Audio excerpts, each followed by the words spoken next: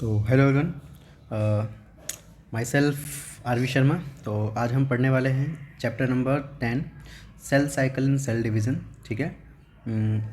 ये चैप्टर बहुत ही एक बेसिक बोल सकते हो चैप्टर है। अगर आपको इसके टर्म्स और जो भी टॉपिक्स क्लियर नहीं होंगे, क्योंकि आगे बहुत जगह लिखा होता है कि इसमें मियोसिस फर्स्ट हुआ है, इसमें जाइगोटिन हुआ है, या इसमें पैकेटिन हुआ है, तो बहुत सारे स्टेप्स आते हैं जिसकी वजह से आपको आगे तकलीफ़ होगी आपको। ठीक है। तो ये पढ़ना इसलिए ज़रूरी है क्योंकि आगे बहुत सारे चैप्टर, अभी 11th में नहीं पर जब 12th में जाओगे, 12th में बहुत जगह वर्ड यूज़ करते हैं कि इसमें म्यूसिस 1 हुआ है, म्यूसिस 2 हुआ है, ये माइटोसिस हुआ है, या इसमें ये फेज़ हुआ है, या उसमें फेज़ हुआ है। तो वो टर्म्स जब यूज़ होते हैं ना, तब तकलीफ़ ज़्यादा होती है कि ये क्या होता है। ठीक है। तो इसलिए स्टार्ट करते हैं। Chapter number 10, cell cycle and cell division.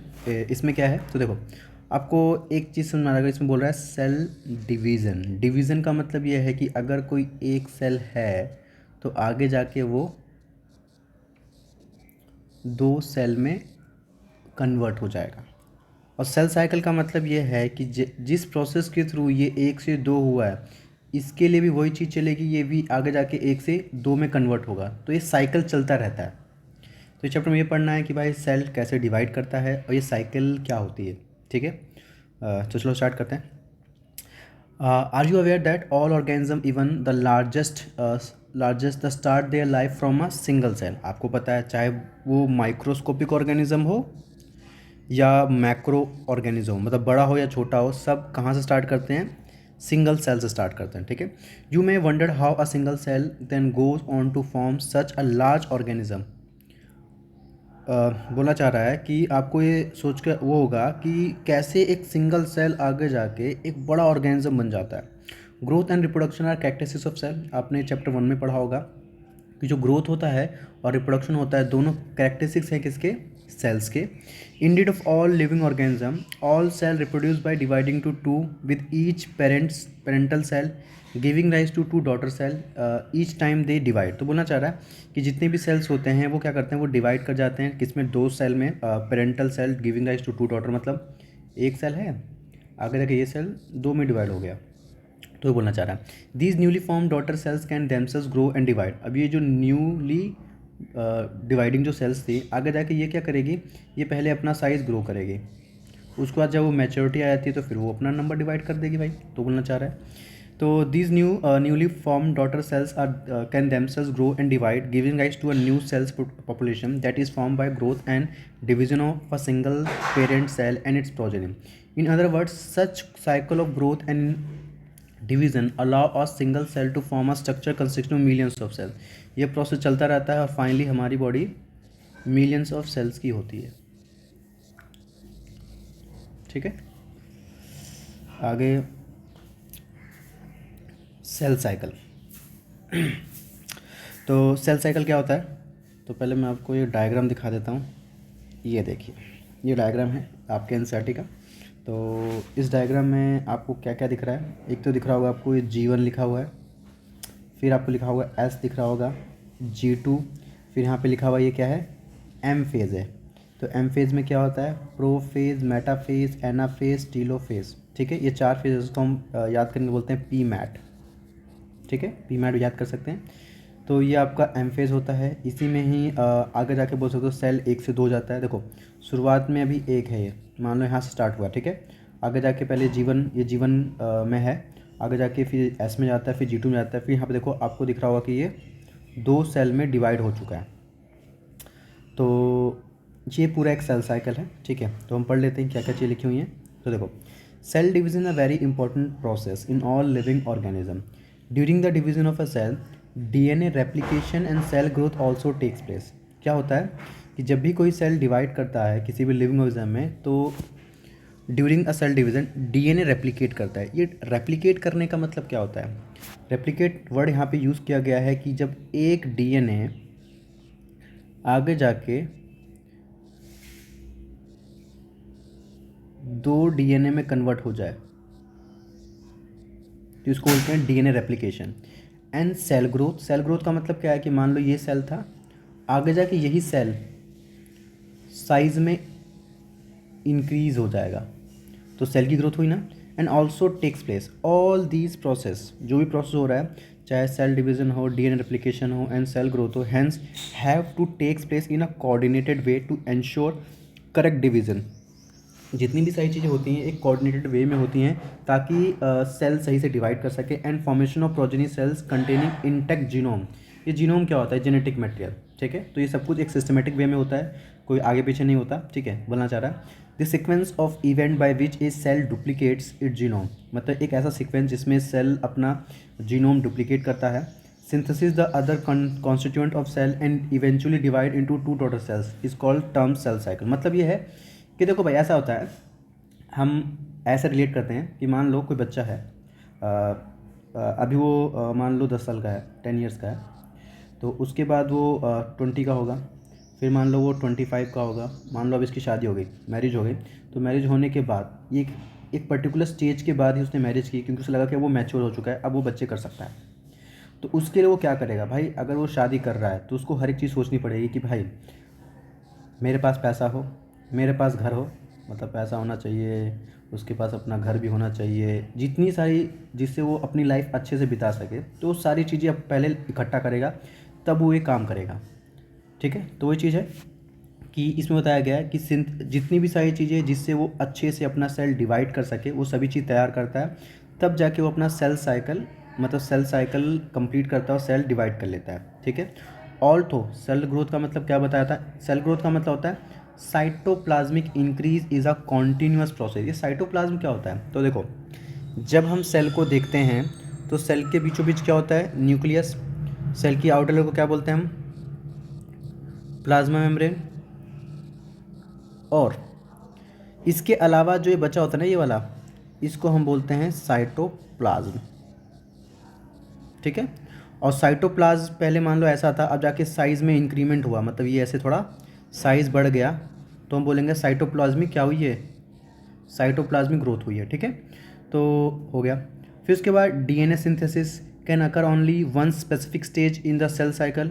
और डीएनए का सिंथेसाइज होना, सिंथेसाइज का मतलब क्या है कि सिंगल डीएनए, मतलब ये मान लो ऐसे सिंगल डीएनए है, ऐसे करके आगे जाके वो डबल डी, मतलब 2 डीएनए में कन्वर्ट हो जाता है। तो ये 1 से 2 होना भी एक पर्टिकुलर स्टेज पे होता है, ऐसे कभी भी नहीं हो जाता। Replicated chromosome DNA are then distributed to daughter nuclei by a complex series of event during cell division. These event are themselves undergo genetic control. बोल सकते हो कि ये प्रॉपर होने में एक कॉम्प्लेक्स सीरीज होती है और ये जेनेटिक कंट्रोल में होता है। ऐसा कभी कभार ही होता है कि कुछ चेंजेस हो जाए, इसको ऐसे भी बोल सकते हो कि म्यूटेशन होता है, ठीक है ना। तो देखो भाई, सपोज़ करो ये आपका सेल है, ये आपका क्या है, ये सेल है, और सेल के बीचों बीच डबल लेयर मेम्ब्रेन कोई ऑर्गन होता है, उसको हम बोलते हैं क्या है, ये न्यूक्लियस बोलते हैं इसे। और उसके अलावा जो भी बचा होता है उसको हम क्या बोलते हैं, साइटोप्लाज्म। अब आपको पता चलेगा आगे जाके कि आपका जो साइटोप्लाज्म है, साइटोप्लाज्म क्या करेगा, साइटोप्लाज्म डिवीज़न शो करेगा। तो जो आपका साइटोप्लाज्म डिवाइड करता है तो उसके लिए हम वर्ड यूज़ करते हैं, हम क्या, साइटोकाइनेसिस, ठीक है। और उसका जो आपका न्यूक्लियस डिवाइड करेगा, जिसके लिए हम वर्ड मान लो ये, इसको बोलते हैं हम न्यूक्लियर डिवीज़न। क्या बोलते हैं, न्यूक्लियर डिवीज़न। तो उसके लिए हम बोलते हैं क्या, कैरियो काइनेसिस, ठीक है। आपका एक सेल है, सिंपल एक फिजिकल डायग्राम बना देता हूँ। जैसे मान लो ये सेल है, सेल के बीचों बीच न्यूक्लियस होगा, आपका न्यूक्लियस भी डिवाइड करता है और आपका ये साइटोप्लाज्म भी डिवाइड करता है। जब न्यूक्लियस डिवाइड करता है तो हम बोलेंगे वो कैरियोकाइनेसिस कर रहा है, अगर ये साइटोप्लाज्म डिवाइड करता है तो हम बोलेंगे साइटोकाइनेसिस कर रहा है, ठीक है ना। जब ये डिवाइड कर जाएगा तो हम बोलेंगे आप ये 2 सेल में डिवाइड कर गया, ठीक है, ऐसे करके। तो एक सेल से अब आपको 2 सेल मिल गए, ठीक है ना। तो ऐसा होता है। अब ये इसमें कौन कौन से इवेंट्स होता है वो पढ़ना है हमें, ठीक है। तो चलो आगे नेक्स्ट पेज पे चलते हैं। तो चलो समझाते हैं। सपोज़ करो ये कोई लड़का है, इसके बाल बना देते हैं, बाल बाल बाल बाल, थोड़ा गंजा टाइप का भाई, कोई बात नहीं, जवानी में गंजा हो गया ये। और फिर ये लड़की है, इसके बाल लंबे लंबे बनाए थे हम, ठीक है। और बेसिक बेसिक चीज़ आपको सबको पता होती है, ठीक है।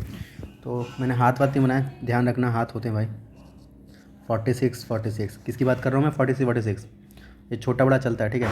तो 46 क्रोमोज़ोम आपको पता है मेल के अंदर होते हैं, 46 क्रोमोज़ोम फीमेल के अंदर होते हैं, ठीक है। और आपको पता है कि ये एक प्रोसेस करते हैं, जिस प्रोसेस के थ्रू वो बनाते हैं क्या? स्पर्म। और एक प्रोसेस के थ्रू ये भी क्या बनाते हैं? ये बनाते हैं ओवम, ठीक है।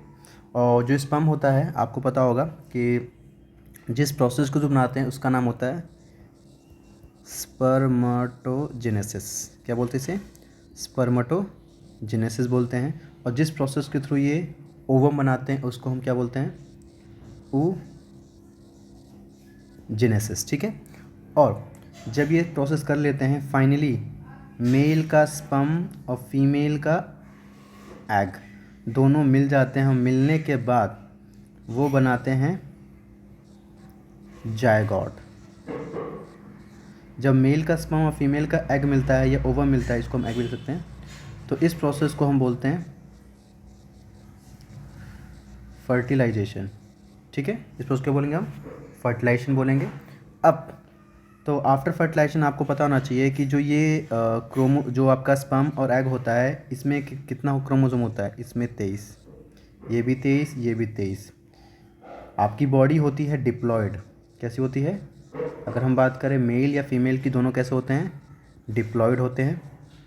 पर जब आफ्टर फर्टिलाइजेशन दोनों की तरफ से स्पर्म आया, फीमेल की तरफ से एग आया है, तो दोनों 23 हैं, तब जाके बनता है जायगोट, जो कि कितना हो जाता है? 46 क्रोमोसोम का, ठीक है ना। एक इम्पॉर्टेंट चीज़ बस हल्का समझ लो, बाकी आगे समझेंगे। जिस प्रोसेस के थ्रू ये स्पर्मेटोजेनेसिस हुआ है, जिससे स्पर्म बना है और ओवम बना है, और इस प्रोसेस को बोलते हैं कि ये मेयोसिस हुआ है। क्या हुआ है? मेयोसिस हुआ है। उसके बाद अभी पता चलेगा कि हमारे बॉडी में जितने भी सेल्स होते हैं, देखो मेयोसिस प्रोसेस के थ्रू जो आपका डिप्लॉयड सेल था वो क्या हो जाता है? हैप्लॉयड हो जाता है। हैप्लॉयड का मतलब क्रोमोसोम नंबर 23। हैप्लॉयड का मतलब क्रोमोसोम नंबर 23, ठीक है ना। अब हमारी बॉडी है, हम धीरे धीरे बड़े होंगे, आपका जो जायगोट होगा उसी में ही ऐसे बताते हैं कि ये ऐसे डिवीज़न चलता है, अंदर से ऐसे करके 2 हो गया, फिर अंदर जाके आ गई, मतलब ऐसे करके मान लो वो आपको 4 दिखेंगे ऐसे करके, फिर आगे डिवीज़न चलता रहता लगातार, ठीक है ना। आप पढ़ोगे 12th में कि ये 2 से 4, 4 से 8, 8 से 16, 8 से 16 के स्टेज को हम मरुला बोलते हैं। उसे रहने दो, अभी तो बहुत ज़्यादा हो जाएगा, दिखा ये रहने दो। तो ये आपका जो है कि ये प्रोसेस चलता है, इससे आपका नंबर बढ़ता रहता है लगातार, 2 से 4, 4 से 8, 16, ठीक है, ऐसे चलता रहता है प्रोसेस। और फाइनली हम पूरा एक मान लो एक ह्यूमन क्रिएट होता है, चाहे वो मेल हो चाहे वो फीमेल हो, ठीक है। तो ये हो गया, ये बिल्कुल बेसिक चीज़ है, ठीक है। तो मेयोसिस में क्रोमोसोम नंबर हाफ हो जाता है और माइटोसिस में क्रोमोसोम नंबर सेम रहता है। जैसे मान लो मैं किसी ऑर्गेनिज्म की बात करता हूँ, उसके अंदर क्रोमोसोम है 90, तो अगर मेयोसिस हुआ तो कितने क्रोमोसोम हो जाएंगे? तो उसमें क्रोमोसोम हो जाएंगे 45। अगर मान लो क्रोमोसोम 50 है तो कितने हो जाएंगे? 25। पर अगर मैं बात करूँ मैं माइटोसिस के लिए, तो अगर 90 क्रोमोसोम है तो उनके अगर माइटोसिस हुआ तो उसके में 90 ही क्रोमोसोम रहेंगे, कोई क्रोमोसोम का नंबर चेंज नहीं होगा। अगर मान लो 20 है तो 20 रहेगा, बस, ठीक है ना। तो ये बिल्कुल बेसिक चीज़ है जो आपको ध्यान रखना, आगे जैसे हम पढ़ेंगे समझ में आएगा आपको, ठीक है। चलिए, ओके।